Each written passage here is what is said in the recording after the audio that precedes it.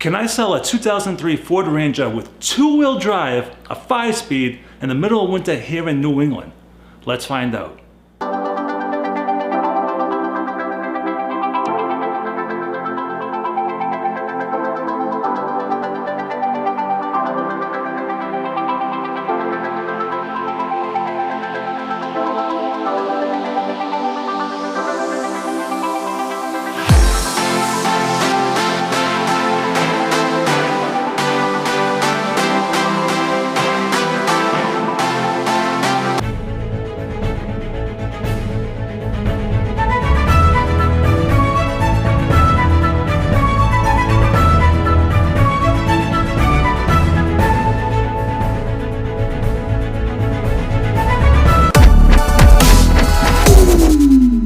Hey guys, it's been about a month since I seen you last. What's the Baldadonis been up to for the past 4 or 5 weeks? Well, not a whole lot. It's been snowing here in New England. I live 30 minutes north of Boston.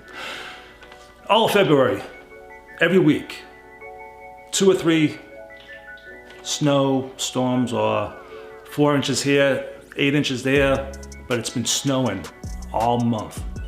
So I haven't been out doing any travel videos. Until 2 days ago. I was able to get to Rye, New Hampshire to make that video. That was pretty good. A couple things before we get started about the truck.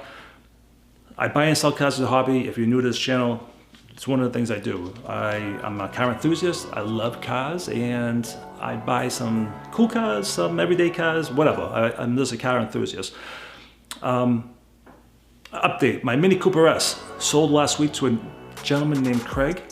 He loves it. Hopefully he enjoys it. And I did have somebody on my Lexus SC430. Unfortunately, we just couldn't come to a deal. So that's still up for sale. And this is nothing to do with cars, but it does have something to do about the travel video from the other day. Driving up to Rye, New Hampshire, I was able to see all this smoke up in the air. I knew it was a fire, just didn't know what type of fire it was. The way it was looking, something was burning pretty good. So I was able to pull off, get into a parking lot, get the drone up, and I'm gonna show you this house. This house is on fire, it's gonna explode. Or there's an explosion in the house. I want you to know that the people made out okay. There was 2 people. One woman did get burned. She's gonna be okay. I sent the video to the chief, the fire chief in Rye, New Hampshire, so he can use it more as an investigation and also as a learning tool. I talked to him yesterday, and the people will be fine. Hopefully, you know, the house will be rebuilt with the insurance and all that stuff. So I hope them a speedy recovery and get them back in their house soon. But I just want you to see what, you know, I just happened to capture that. So it is dramatic, it is scary, and I never want to, this is not something that I just want to show off, but it is something that drones can be useful for many different things. Yeah, some people don't like drones because, you know, you're checking out whatever, but in this scenario, it's being used for the fire department in Rye, New Hampshire. So I just gave him that video. All right, guys. So anyways, I have a friend named Jim. He has cancer. He has a rare blood disease that is cancer, and over the summertime he got coronavirus. He's what they call a long hauler with the coronavirus. He got it in the summertime, and he's just coming out of the fatigue. He's been super tired, just like lost, but he's starting to come out of it. He has 2 cars. He doesn't need the truck.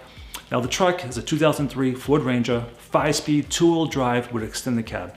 He lives in New Hampshire, and in New Hampshire you have to know what's going on when it comes to buying a vehicle, because you buy, you own. If you didn't check it out, that vehicle is yours. If it doesn't pass state inspection, whatever, if it breaks down as soon as you leave, you own that vehicle. It's as is condition in the state of New Hampshire. So Jim gave me the responsibility. He signed the title over, gave it to me, and he was like, Mike, just sell it, you know, whatever, do what you gotta do. Fine, I'm the middleman. Now, I put that vehicle up on Facebook, and within 24 hours, I had somebody at the house and over 490 views just on the truck.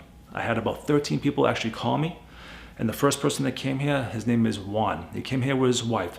He checked out the truck. He went underneath it. He opened up the hood. He checked it all out, took it for a drive. He liked it. It's a $2,000 truck.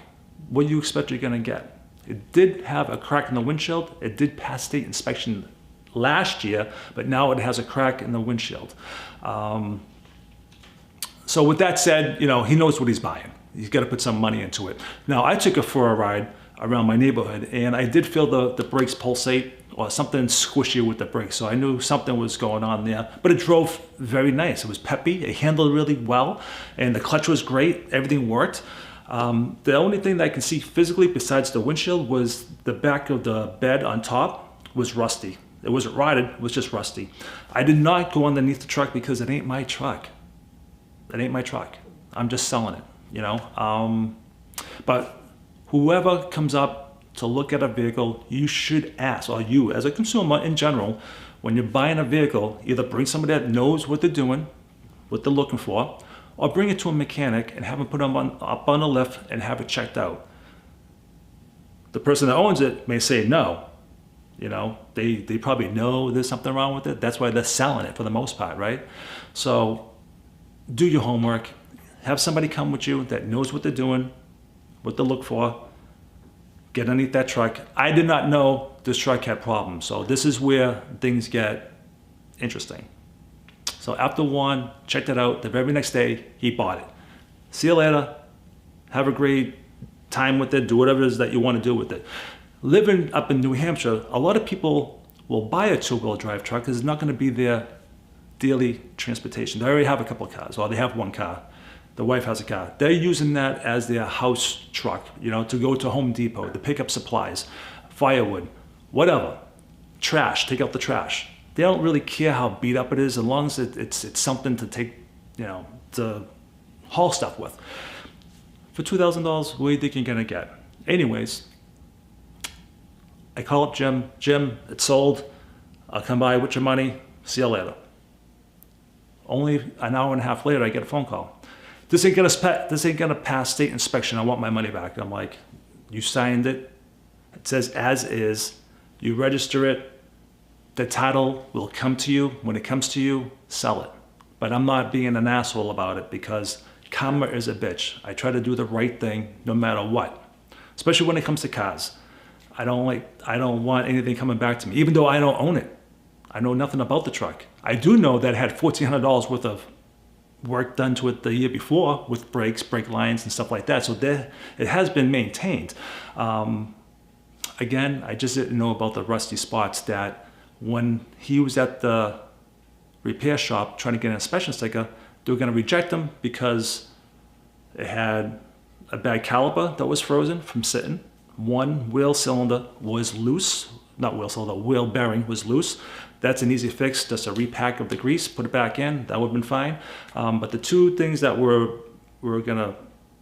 the issue was with the rust was right in the front. The radius support was rotted out on one side, and underneath the bed itself, there's these little railings that hold the bed to the frame. Two straps are actually missing, and two of them were rotted out, so you can actually move the bed if you shook it hard enough. So I took it to my friend. I had him check it all out, and he's like, yep, it's gonna cost you like $1,000, a little bit more, give or take.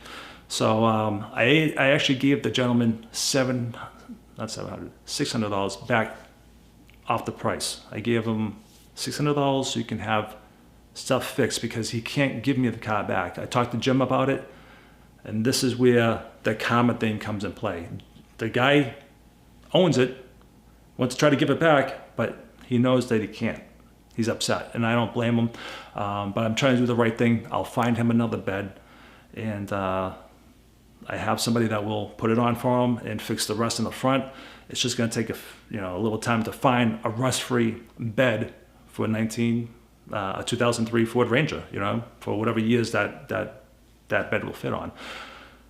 So that is the story of tonight. It is know what you're looking for when you're buying a used car, because in the states of New Hampshire that I know of, that you own that vehicle as soon as you give them the money. that bill of sale and the title that's in your name, that's yours.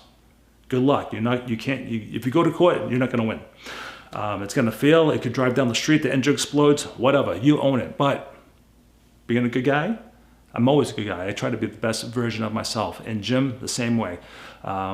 We give him money back so he can help fix with the repairs that will be needed. He likes the truck. He just wants to make sure it's going to be safe. That's all.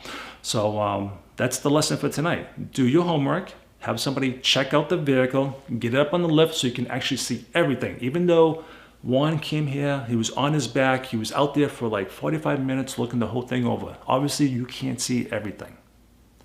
So take a vehicle that you're gonna buy and go have it checked out. Okay guys, until the next video, Baldadonis out.